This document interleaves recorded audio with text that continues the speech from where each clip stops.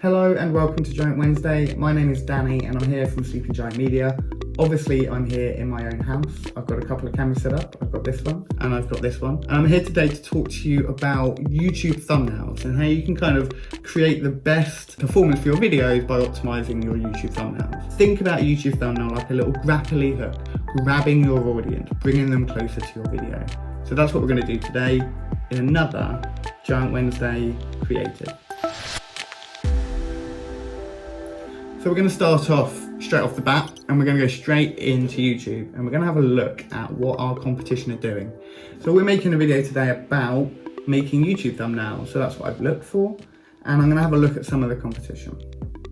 And you can see here there's some familiarity in some of this stuff.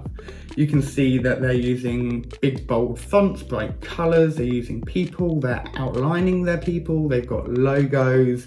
It's really going on, like it's enough to make a designer sick. And that's okay, this isn't a piece of artwork, it's to catch attention. And it does that. And all of these videos, if you watch all of them, will tell you similar things. And we're gonna have a look at what that really means for making a thumbnail.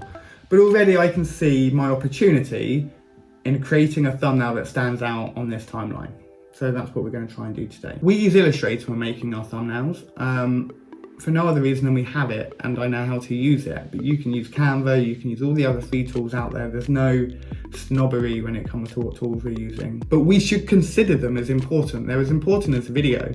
The saying never judge a book by its cover goes out the window when all we're doing is browsing covers. So make your thumbnail stand out. So let's get on with it. To start with, when we make a thumbnail, we have an element of consistency across all of our thumbnails for Giant Wednesday. So we have this template. And this template makes sure that we've got the right resolution for the file itself.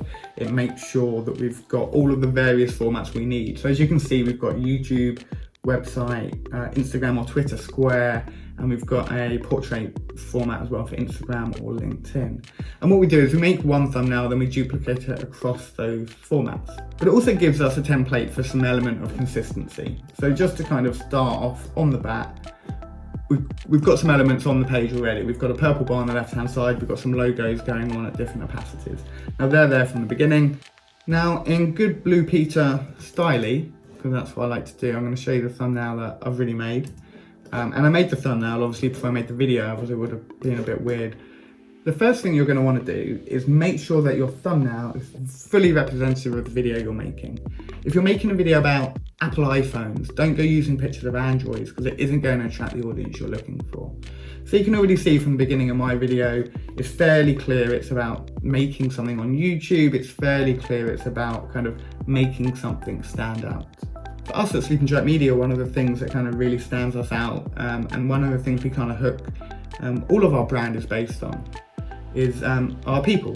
And if you watch any of our Giant Wednesday, you'll see there's a lot of different people that present the series. And we want them to be the showcase for the content. So they're going to go front and center of any thumbnail. And the psychology suggests by putting a human or a face or a smiley face on a thumbnail, you're going to get a higher click-through rate than having a picture of a product or anything other than a cat. Put a cat on it and it will work, but otherwise make sure it's a human's face. If you want that kind of classic cut-out look that you see on YouTube, then check out our last Giant Wednesday Creative where Alex, who makes our videos, showed you how to use Photoshop to cut out and put an outline around your presenter when using a thumbnail. For the purposes of today, and if we have a look at my thumbnail, I haven't got a white outline because I've gone all out white. So if we have a look at our thumbnail, what we've done here is instead of just the one presenter on the left-hand side, like everything else I'm seeing on YouTube, I've decided to go for a smiley me on the left. But I've put a few more of me in there, just to scatter me around, just to kind of overpopulate the thumbnail with me. And I've also flipped it upside down because I'm thinking when I'm looking at this feed, where everyone is kind of either left or right justified looking into the scene, disrupting that a little bit will make us stand out. So that's the first thing I've done. The next thing we want to look at are the titles. And we want to make them stand out. We have to think that a thumbnail at its smallest is going to be seen on an iPhone or a smaller device and have a really small image. So what we want to do is make sure that our title on our thumbnail is nice and succinct and it's bold and it's bright. If you've got a really long title in your video because of keywords, and that's important that the title of your video is keyword dependent, descriptive. That doesn't necessarily have to translate directly onto the thumbnail, as long as you can still get the vibe of what's going on. So this video I've put on the thumbnail, making thumbnails that stand out, but when it's actually uploaded to YouTube, it'll have a slightly different description. If you look at it there, it might say something different. But anyway, it's about summarizing what the video is. Use bold fonts. The fonts that I've chosen to use, I've got Gilroy Extra Bold, which is one of our kind of palette fonts, which we use for everything at Student Giant Media. And that's this one here that sits along the top. And then I've used Cut the Crap to make the stand out, obviously. Dropping a white background behind it brings it forward, of course, so that stands out a bit more. And then finally, I've just tweaked it by adding little triangles into the corners of the A's to replicate the kind of YouTube logo. So making thumbnails that stand out, even in a small screen, that should be quite easy to see. Another thing I've done, and you probably have noticed it already, I've taken the YouTube logo and I've just quickly knocked up a quick I love YouTube logo. And what I've done with that, I've put it on my t-shirt and I've just duplicated that across all of the Dannies that are on my thumbnail. Again, just to add some colouring and some branding, but also from a distance, you can see this video is about YouTubing somehow. So I've made it link by adding in some of the elements. And you can do that if your video is about Facebook, then put Facebook logos. If it's about a certain product, put product logos on it. It just adds an element of authenticity. Another thing to consider when using or when putting your title on your thumbnail is to use about 2/3 of the space that's available to you. Really dominate that middle section. Don't hide your text or your titles in top hand corners or in the left hand side. It can be hidden by other elements in YouTube. So keep things big and bold and centered in the middle of your thumbnail. The next way to stand out from the rest is the background or the theme of your thumbnail. You might have a consistent color palette, you might use photos, you might use imagery, drawings, whatever it be. Make sure it's bold and make sure it stands out. Try not to use just grays, for example. Use high contrasting images. Yellow works really, really well as a thumbnail background, but yellow will always work well in any environment where you're trying to capture somebody's awareness. You know, think about the danger of high voltage signs, they're yellow. So yellow is a strong color. So this is our thumbnail. You can see we've used a bold font and I've used a pattern. Normally, I would now be at the stage where I go, right, your background, I haven't gone yellow, I've gone white, needs to be as attention catching as it can. And depending on what your video is and what your rivals look like around it, that will change what that looks like. And if we look at our other Giant Wednesday videos, you can see actually the backgrounds of these, some of them are quite complex. We've got lots of themes going on, lots of different identities, lots of kind of sub-stories that help explain what the content of the video is about. The video we're doing today is about making a thumbnail that stands out, so we have to stand out from everybody else. So we're going to go a bit plainer on the background and we're going to go white, because I didn't see a single video on that list that looked white. Make sure your thumbnails are clear. You haven't got a load of crap going on. If the background is clashing with the foreground, add a thin layer of white opacity or black opacity in between the two just to separate them out a little bit more. Consider the users watching this at a really small scale. So, what's next? And with trial and error and practicing on these tools like Canva and Photoshop and Illustrator, you can start playing around and getting a bit more comfortable with composition. So the basic rules are: know where your video is going and how it will stand out. 2, use people and expression and emotion, because that's a real positive in a thumbnail.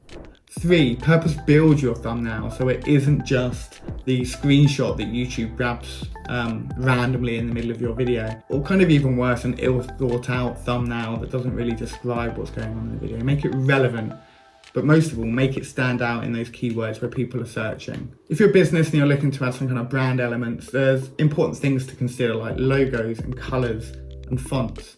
But don't get so consistent in your approach that none of them look any different. If they don't look different when looking at your channel, it's going to look uninspiring. And maybe even people that have watched previous videos will miss future videos because they think they've already seen it. So make them different, but make them consistent. I think it's about not being identical, but remaining consistent in everything that you do.